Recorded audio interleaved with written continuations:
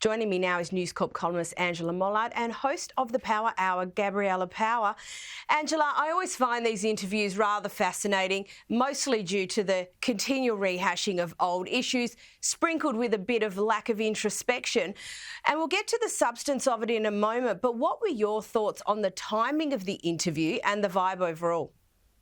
Oh, look, the timing is terrible. You've got two members of the royal family who are battling cancer and you talk about these historical issues. And in terms of the vibe, it's just more woe is me. As to your point, Caroline, this is old. The Leveson inquiry that looked into press hacking is now 12 years old, and the recommendations that came out of that inquiry have been implemented by newspapers.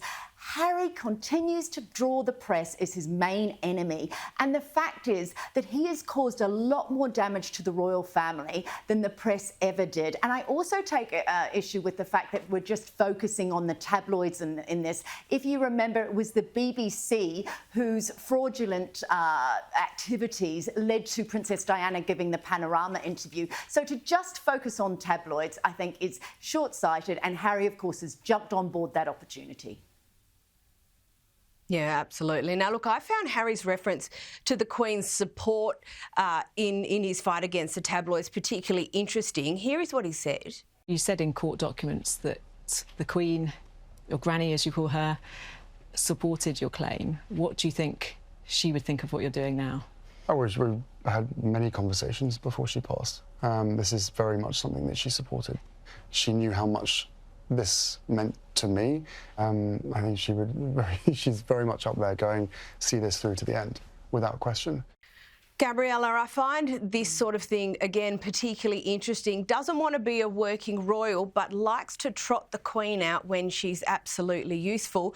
We keep seeing that same theme over and over again.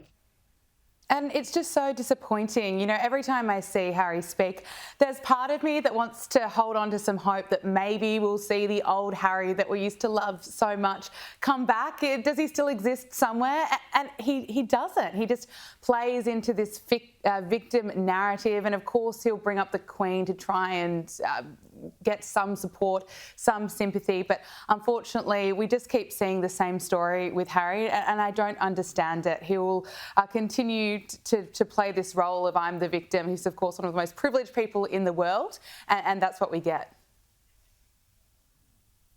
Yeah, we really do. And don't worry, we're all holding on for hope, Gabriella. One day, there's at least two other people on this show who all feel the same way. Now, Angela, the claim that I found both sensational and, as I said earlier, totally lacking in self-awareness is that this issue is the issue that was central to the rift between the family, that this press battle. Here is what he had to say on this. To what extent do you think that your determination to fight the tabloids destroyed the relationship with your family? I think there's, that's certainly a central piece to it. But you know, that's a hard question to answer, because anything I say about my family results in a torrent of abuse from the press. Angela, that is a very convenient view for Harry to hold, but it's totally delusional, isn't it? Oh, it's completely delusional to think that the press is at the centre of this rift. Look, Harry has had a three-pronged attack on his own family with the Oprah interview, with the Netflix series, and then Spare. Now, I have worked in royal reporting for 30 years now, and there is no publication that was as damaging as Spare. If you think about it, he called his family racist, he called them uncaring, he called William violent, he was nasty as all get out to Camilla, his mother and his stepmother. The cruelty in that book has caused far more damage, and to suggest that the rift and the fact that the royal family didn't get on board and counter what the press was doing, Harry has been angry with the press for a very long time. He needs more therapy to work through that. Yes, there were elements of press behaviour back at the time that needed examining. They have been examined, and it's about what the royal family does now going forward. The worst thing that happened was that he married Meghan, and Meghan amplified his anger, whereas he used to have people around him, like his press assistant, Jamie Lowther Pinkerton, who really advised cleverly and carefully. Instead, Meghan has stoked Harry's anger, and then we're left in this position that, you know, there is really little hope of any reconciliation. And Gabriella, talking about Meghan, another claim that Harry continues to make is that he doesn't bring his family or Meghan to the UK because it's not safe. I mean, that's just a total cop-out. Well, the reality is that Meghan Markle is living in a mansion in California and she's spending her time gifting jam to the Kardashians. So she's pursuing this life of being a celebrity, being an influencer, and good luck to her, while also making millions of dollars by talking rubbish about the royal family. So, of course, Prince Harry wants to make it about a possible security threat, and that's why he doesn't want to bring Meghan Markle to the UK. The fact is that people in the UK don't want Meghan Markle to come back. I think the latest Ipsos poll showed that 75%, I believe it's probably much more than that, don't like Meghan Markle. They don't want her to come back. So, of course, Harry's going to say that because it suits his narrative. He's not going to say that, you know, Meghan is very busy and happy gifting jams to the Kardashians because, you know, that's a bit of a tougher sell. It's a conga line of convenience, isn't it? Now, Angela, the Olympics has started and royalty from all over the continent is making its way to Paris. Who's been spotted? Oh, everyone, because this is the only decent thing about being royal. This is the bit where you don't have to cut ribbons and you don't have to shake hands. This is the kind of upside of actually doing the job. So, look, virtually the whole of Europe. So we've got Queen Mary, Prince Frederick, we've got the Spanish royals, Philippe and Letitia. You're asking me to remember all these names, but basically it's Luxembourg, Belgium, the Netherlands, all of them have got front row seats at all these events. Look, and Princess Anne, of course, notably, she is there as well. She's the head of the British Olympic Council.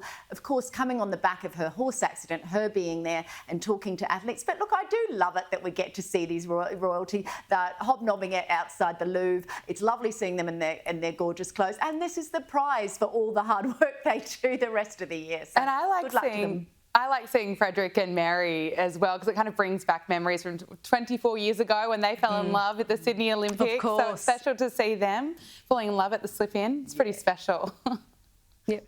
Absolutely. And Gabriella, a few reports this week about the King getting a pay rise, spending more on travel, the soaring cost of their engagements. Look, I broadly take the view that the royal family is either worth the expense, you know, regardless of what it is, just because they deliver back in multiples of that cost. Doesn't this just really show that, well, inflation pervades everywhere?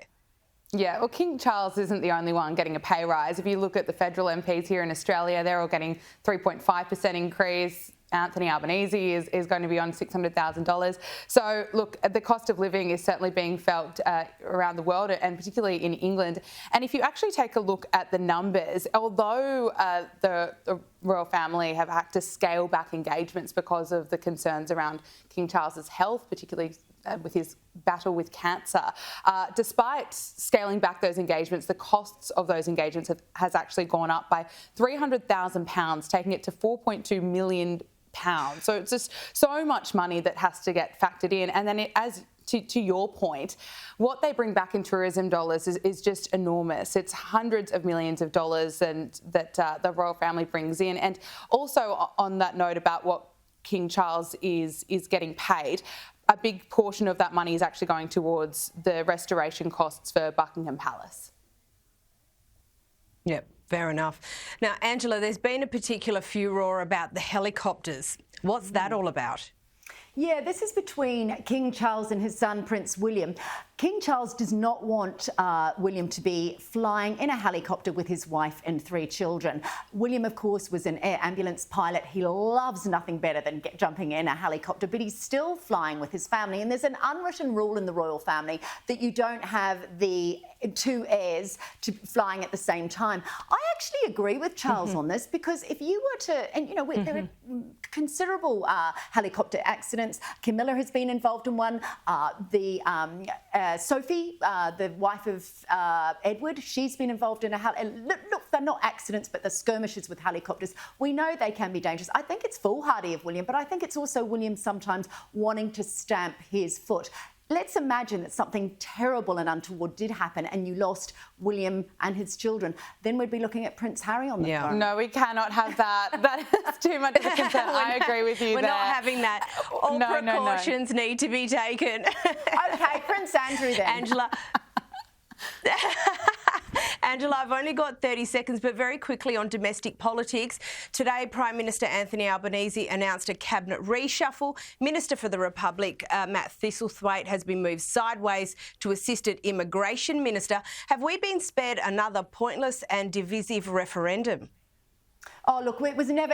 Anthony Albanese came in through the election, said there was only ever going to be one referendum. That, of course, failed, the voice referendum. There is no appetite in this country at the moment for another referendum. I don't think it would get up anyway. 1999, it didn't get across, so I can't see it happening now. The royal family are actually more popular than ever. Look at our ratings and our leaderboard here. You know, people love reading about them, whether we think that they should be funded or not.